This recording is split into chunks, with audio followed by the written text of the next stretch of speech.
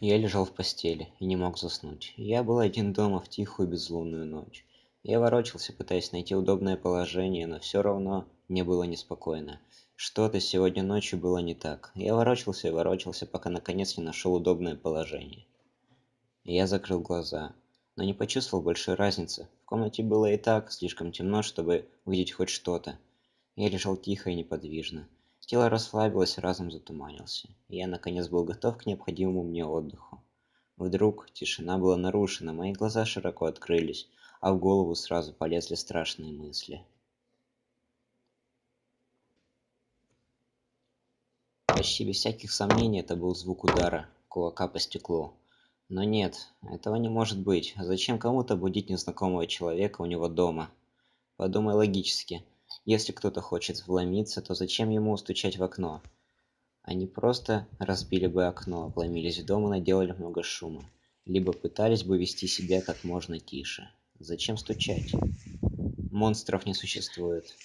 Я немного успокоил себя и мог бы просто посмотреть в окно, но я отвернулся в другую сторону, слишком напуганный, чтобы повернуть голову, боясь увидеть свой самый большой страх за окном. И все же, что это может быть?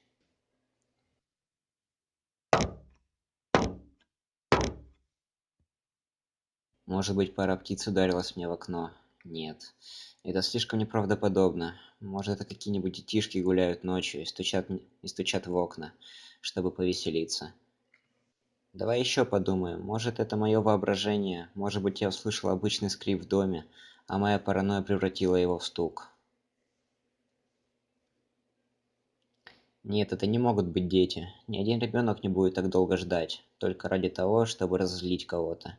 Им бы просто стало скучно, и они двинулись бы дальше. Но что бы это могло быть? Почему серийный убийца из всех людей на свете выбрал именно меня? Подумай логически, монстров не существует.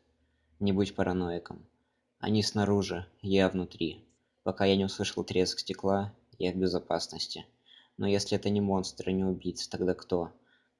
Просто притворись, что спишь, и может они уйдут. О боже, я не могу не думать об этом стуке. Я ненавижу этот непрекращающийся шум. Пожалуйста, уходите, оставьте меня в покое. Я теряю надежду. Кто бы это ни был, он собирается зайти внутрь и сделать со мной что-нибудь ужасное. Выдохни. Теперь сделай глубокий вдох. Я ощущаю, как сердце выскакивает у меня из груди. Просто расслабься. Монстров не существует. Помни, они снаружи, ты внутри. Пока я не услышу треск стекла, я в безопасности. Повторяй это. Не позволяй страху победить себя. Просто делай вид, что спишь, не шевелись. Помни, они снаружи, ты внутри. Пока я не услышу треск стекла, я в безопасности. Монстров не существует. Просто делай вид, что спишь, и молись, чтобы это закончилось.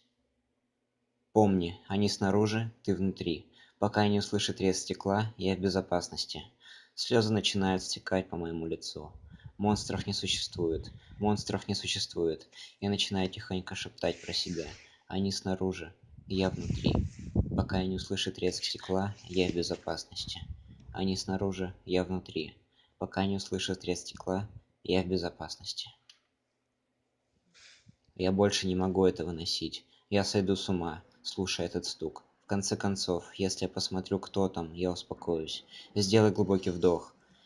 Я повторяю себе еще раз. Они снаружи, я внутри. Пока я не услышу треск стекла, я в безопасности. Они снаружи, я внутри. Пока я не услышу треск стекла, я в безопасности. Я делаю еще несколько вздохов.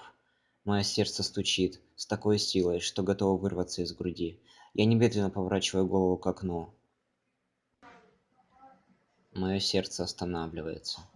И я слишком напуган, чтобы кричать или пошевелиться. Я повернул голову и увидел бледную фигуру с бусинками черных глаз, смотрящими сквозь меня, прямо мне в душу. Ужасная хмылка расползается по ее лицу. Все это время оно стояло внутри, стуча в мое окно.